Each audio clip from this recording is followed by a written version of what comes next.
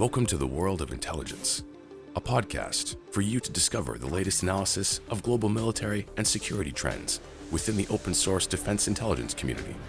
Now on to the episode. Hello and welcome to our World of Intelligence panel at Jane's, live to you from DSEI 2025. I'm Kate Cox, your host for today and the Director of Strategic Programs in Jane's Analysis Division. Today's session will take us right back to the fundamentals of intelligence and what goes into effective analysis. And who better to share insights on this topic than our expert panel. Welcome Sean Corbett, Chair of Jane's Strategic Advisory Board. Hello again, Sean. Hello, it feels like only yesterday we had this chat. Indeed it was. Dylan Lurkey, Director of Military Intelligence at Jane's. Hello, Dylan. Hello, Kate. And finally, Tom Barton, Head of EMEA News at Jane's. Welcome, Tom. Hi, Kate. So at Jane's we produce a range of OSINT content to support analysis and decision making in the defence and security space. We cover more than 90,000 pieces of equipment, 40,000 military units, 30,000 geolocated installations, 197 country reports in a PMISI format, which Sean will talk about a little bit later, and much more. So our expert panel will now talk us through how this intelligence is produced and used, the essentials of good analyst tradecraft, and what the future of foundational intelligence looks like. So, Sean, to open this up, starting with definitions, what do we mean by foundational intelligence? So I think the first thing to say is I'm really pleased we've used this as a subject because it's something that it doesn't grab the headlines, it's not sexy and all the rest of it, but it is absolutely fundamental to how we do intelligence stuff. And you'll be surprised to know, or not surprised to know, that there's no accepted definition. There are differing views depending on where you come from. So foundational military intelligence has got quite a confined definition, but what I think we're talking about is far wider than that. And for me, it's the building blocks upon which the current intelligence, the so what, the what if that you've heard me talk about all the time, is derived. So it's not that itself, but without that fundamental layer, you can't actually come up with that piece. So to give a few examples, from a military perspective, orders of battle, and I'm sure we're going to talk about that before. So orders of battle basically mean, what equipment is where, what type, in what numbers, and all the way down to the granularity in terms of modes and models and all the rest of it. What it doesn't do, though, is necessarily say, okay, why is that unit where it is? What are its overall capabilities? How is it integrated into the whole force? And what is the intent to use it with? So that is the extra bit, but without the initial bit, you can't do that. Now, it's worth saying that, that's on the military side, but for me, foundational intelligence is much broader than that. So I go back to my times at our quick reaction headquarters when we did a lot of planning for non-combatant evacuation operations. So, something bad was happening wherever in the world it happened to be, and it could have been anywhere for any reason. So there might have been unrest that we had to get the diplomatic staff out, or it might have been, it happened one case, a volcano that we just needed to extract people. Now, you don't know that's going to happen, but without the foundational level intelligence, you can't actually plan and execute an operation. So I'm talking here about things like, usable runways. So what's the length of the runways? What sort of capability can they take? Port facility is very important, obviously. Is it deep water port? What sort of ship can it take, etc., etc. Lines of communication, is it able to take more than a Land Rover, etc., etc. And so you've got to build up that knowledge before you can come up with a plan. And then there's the sort of more ethereal, you talked about PMISI earlier on, but if you're talking about something a little bit big from a country perspective, so what are the politics of that country? What are its main economic indicators that give us an idea of its strength in the world, and also, its intent on the world stage? So, so the politics, the economics, that sort of thing is as important.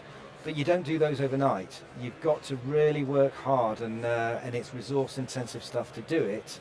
But without it, you can't do that. Okay, this means that. Yeah, I like, Sean, your conception of building blocks, and I usually think of building blocks in a couple ways. The foundational data pertains to the physical and social structures. Data that's around the physical structures, like the runways, like the geography, and data around the social structures, whether it be a nation like the United States or a unit like the 1st Cav Division.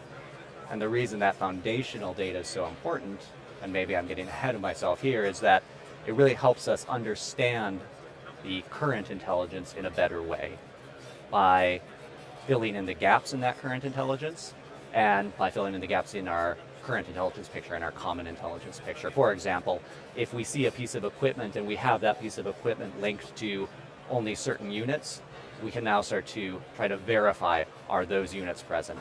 If we see a certain unit on social media and identify the insignia, and we already have foundational intelligence that tells us what type of equipment that unit operates, we can now start to infer the units that are in the area. So the relationship, and I'll come back to this often, between the foundational intelligence allowing us to exploit current intelligence, and then that current intelligence then circling around to change the foundational intelligence. Current intelligence is always eroding or chipping away at the foundational intelligence, so we always have to stay on top of that current intelligence.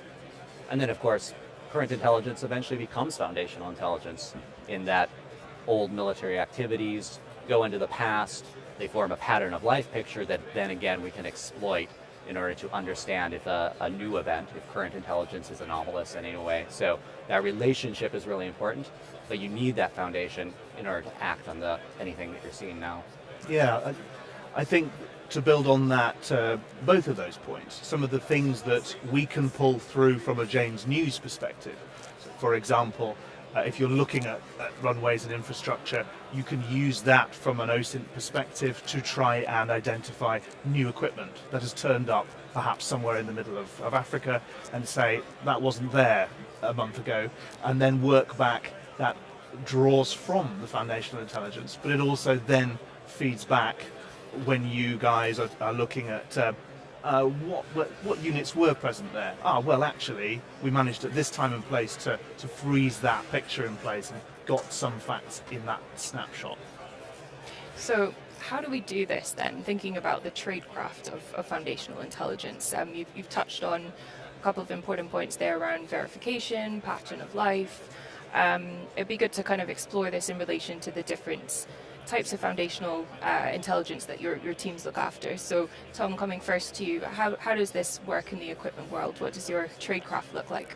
Yeah, I mean, so look where we are right now. So bread and butter for defence journalists, as in my team and in all of our Jane's News teams, we'll be here looking at the new stuff, identifying what's important here for all of those reading Jane's, and then also we'll be coming back to the stories. That is where we can stay with a story, and then that sort of it comes from the leading edge of the news, and then it becomes part of the foundational data, and so then it accrues in a way where if we didn't have all of those other parts of Jane's, that would sort of dissipate that information. It would in a way be lost, or it would have to be rediscovered. Whereas there's a rigor here which keeps it properly organized and usable in the future. Yeah, absolutely. How about you, Dylan? How does this map to your world? I usually think in terms of the intelligence cycle. Of course, just like any intelligence cycle, we plan. And a lot of our planning will be based on current intelligence, things that we know are going on. The news team might tip us off to something that we should be watching. We have Zapad coming up here in Russia very soon. So we know we're going to get a wealth of foundational intelligence from watching that military exercise. So we plan, we put together an intelligence collection plan. The next part, we process everything. And the processing of this, it's really where a lot of the connected data comes in use, because it's sort of self-reinforcing checks, and if you put something into your foundational data that doesn't quite fit, that tells you two things. Either you got a piece of data wrong, or something's changing. So for example, we recently started seeing the Russian airborne units, this was maybe about a year and a half ago, starting to operate much heavier artillery than we would expect in an airborne unit. Now, when we first saw that, it was like, this is an anomaly. Do we have it wrong? Have we connected our data in the wrong way, or are they operating in a new way? And indeed, they were operating in a new way in light of the role that they have in Ukraine. So again, by connecting the data, recognizing the patterns, we can find novel insights. And then, of course, on the far side of this is the analysis side of the intelligence cycle, which is really about our people and about the analysts that we always keep in the loop. And that's a really important part of Jane's, because AI and automation, we love it, we use it, but the analyst needs to be in the loop, because they're really the ones that have been able to deliver those novel insights for 130 years. if I may, an excellent expose for both of you actually, just to pull out a couple of those threads that I think are really fundamental to foundational intelligence. One is the enduring nature of it, is that you both mentioned it, is you have to be able to develop an understanding of what is normal before you can then dissect what is abnormal. So that's one really important element for me. Context is another one. So it's not just enough to see stuff and report on it. You've got to understand, and this is where the analyst comes in, and we might go down that rabbit warren in a moment. Foundational intelligence is great, but it still needs that expertise to go, what does this mean? Which is the so on, the what if you like. And you don't build that up overnight either. So I think that's really important. And then the final piece on that is the level of detail matters. Sometimes it won't matter that you don't know that that is a particular EW version of a certain type of vehicle, that you know the vehicle, but sometimes it really will. So understanding when it's important, when it isn't, is quite important. But when you do see something that's slightly out of the normal, then you need to have that expertise. So back to the human element again, in terms of that is signature equipment. So for example, it's not a secret that when we were watching the build-up for the Russian invasion, it was only when they started moving the field hospitals and the blood supplies that we realised that, oh, this is for real here. So that's which is why there is a massive grey area between foundational intelligence and the analysis that comes as a result of that. Yeah. So we've talked about the applications of that to tradecraft in relation to equipment, military units, installations, kind of taking a step back from the defence side of things and looking at our security content too. So PMISI country profiles, militant actor analysis. Sean, could you talk us through the tradecraft's approaches there? Well, that's quite complex actually, because that's a huge. So the PMISI, for anybody who doesn't realise, is a framework we use to basically deconstruct how a country works, what makes it tick, etc., etc. And again, you use all sources you can, whether that's diplomatic sources, whether that is social media, whether that is actually looking at things from for example, satellite imagery perspective. And you've got to keep on top of all of those things, because really what you're looking at from that perspective is how powerful is that country economically and politically, what can it can't do in terms of capability, but also what's its intent. And as we know, most wars are won and lost by the economics and the weather, but generally by the economics, how can people sustain themselves?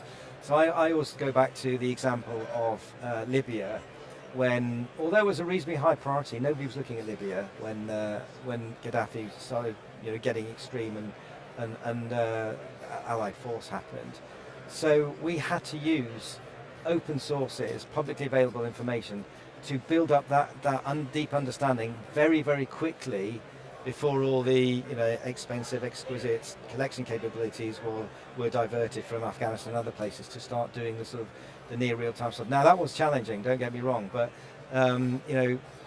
companies like Jane's at that stage were really valuable because we didn't know what the orbats were. What we had to do though was validate the orbats. So obviously we were interested in surface-to-air missile systems. What do they have? Where are they? Well, what did we have we kind of knew. What we didn't know were the serviceability states, where they were located, because they do move. But we had to go through very much a publicly and commercially available scrape, basically, of everything we could to come up with that. So moving towards some of the OSINT challenges that we face in our day-to-day work, could you talk to us about this in the context of the equipment world? Yeah, sure. There's situations that happen, Russia fires a Reshnik missile, or the Houthis fire an anti-ship ballistic missile. Often in those situations, as a journalist, the details can be quite limited, at least to begin with. There's maybe a couple of official statements, and you're thinking, what can we say about this? What can we reliably say about this? I'm very fortunate at Jane's, because there is more that we can usually say with reasonable confidence, and be able to say with how much confidence, than many others. So, for example, we could look at the OSINT with various types of, and there are many, types of anti-ship ballistic missiles fired into the Red Sea. But we can check back and say, for example, aha, this particular missile, which may have been renamed by various groups 3 different times, it has a particular fin on it that was seen in a parade that we noticed 2 years ago. Everyone else moved on. We kept that. And we realized, that's actually this missile, and that means it came from this supplier country. And we can put that together. We can't necessarily always answer the questions, but we can say this is what we know and help our audience to fill in the gaps. Yeah, if I could follow up on that, what he was speaking to, similar challenges we face. It's a hard job. There's a lot of secrets out there. And the only way we can overcome that is by persistence. We have been persistently monitoring this stuff for 130 years. We've been persistently gathering Russian insignia off of social media for the last 8 years. And that has given us advantage then in monitoring the forces after the war in Ukraine started. So this persistence is so important to everything. You can't just decide that you're going to do a research project to put together the Chinese order of battle in a month and publish a book. You need to be monitoring it every day. And the second thing is novel use of the resources you have, of every little bit of intelligence, social media intelligence, imagery intelligence, and applying that in really novel ways. And this is where you rely on the people again. For example, the ability for us to actually use synthetic aperture radar and see the echoes and the shadows in SAR that is caused by the early warning radar systems associated with SAM sites. That was something that was a novel discovery a few years ago, and we've been able to use that in order to find surface-to-air missile sites. And recently we used that to discover that a Russian airbase had been reactivated, an airbase that had been idle for 20 years was now in use again. So thus, again, building the foundational data using some current intelligence and adding a new installation to our data set. I'll just pick up on the reverse engineering piece of that because it's really important actually. So great example that I use quite often is there was a Russian aircraft shot down in the early days of the crisis, and there's quite an iconic photograph of the tail plane actually in a building.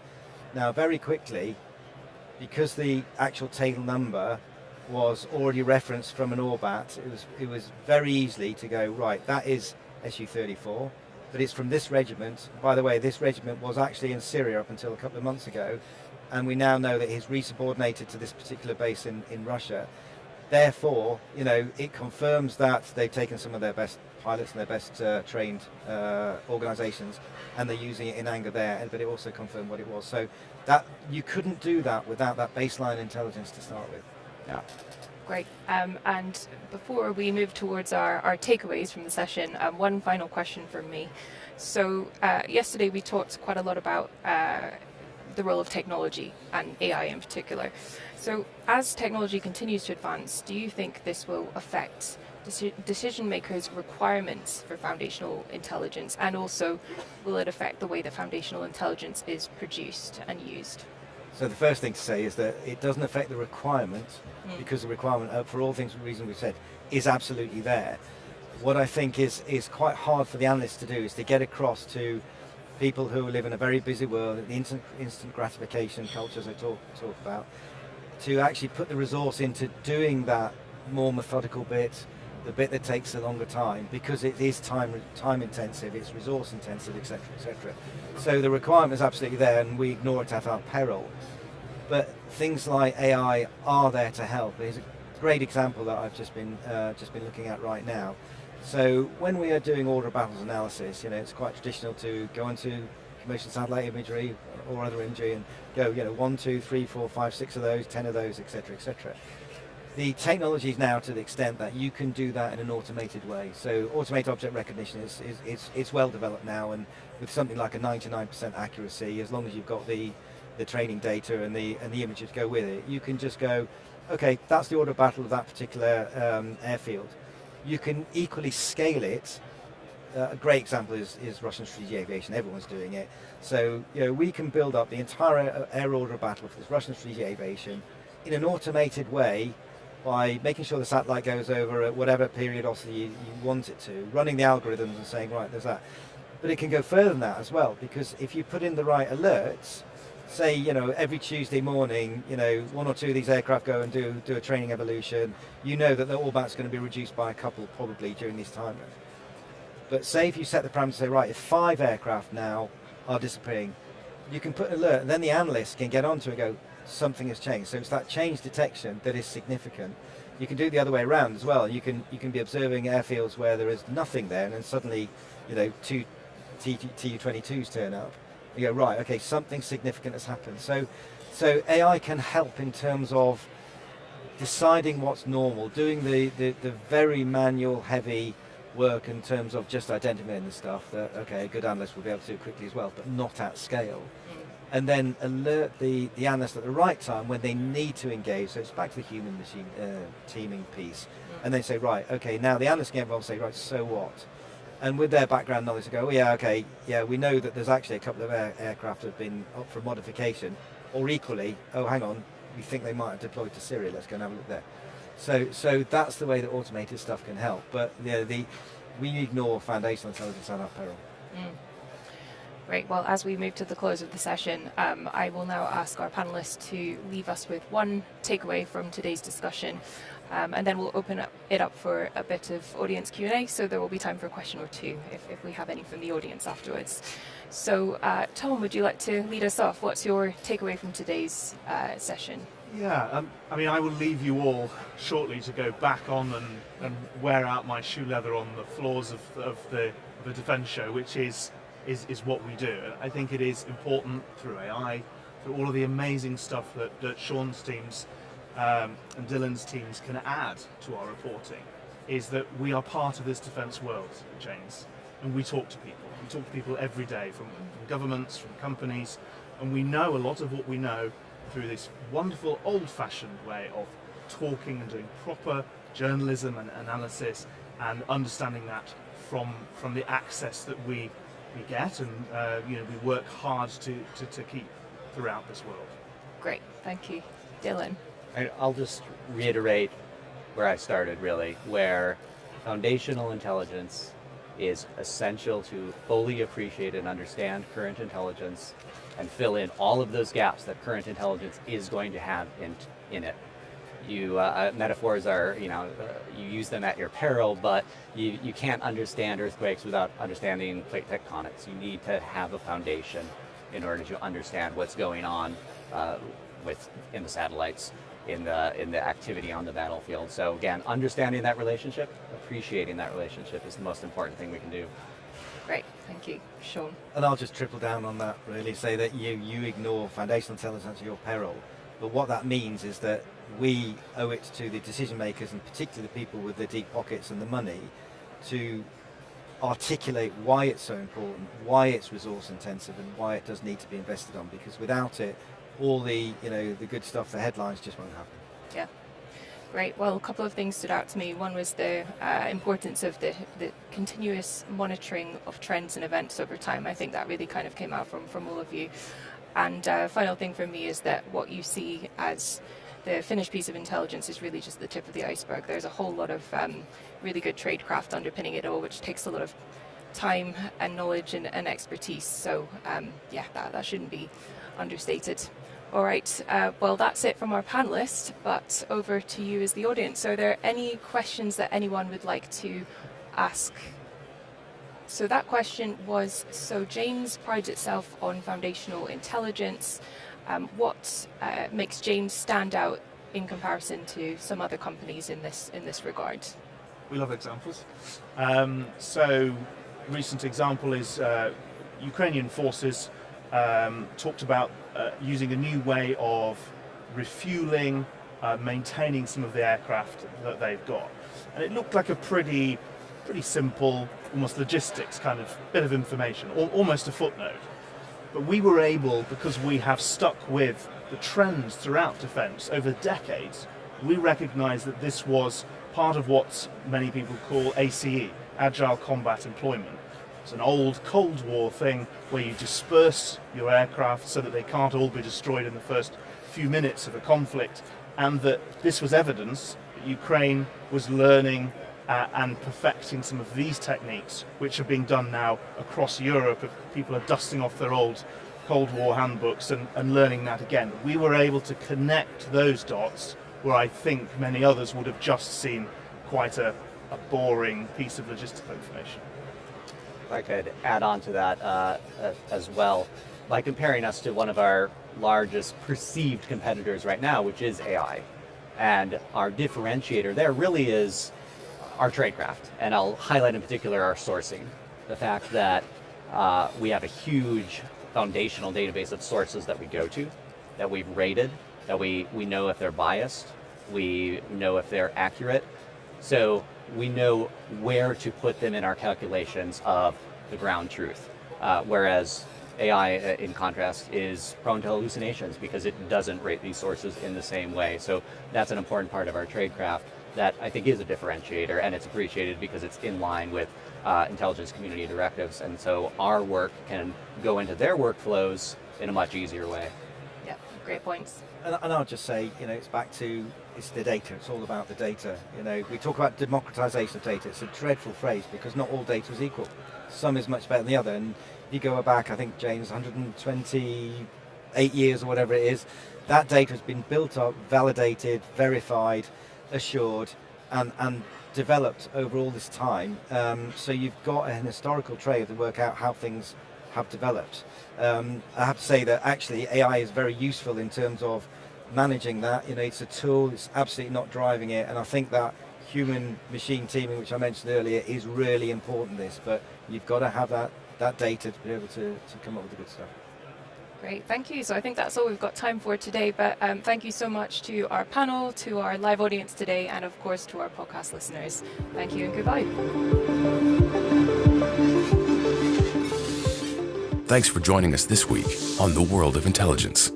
Make sure to visit our website, janes.com/podcast, where you can subscribe to the show on Apple Podcasts, Spotify, or Google Podcasts, so you'll never miss an episode.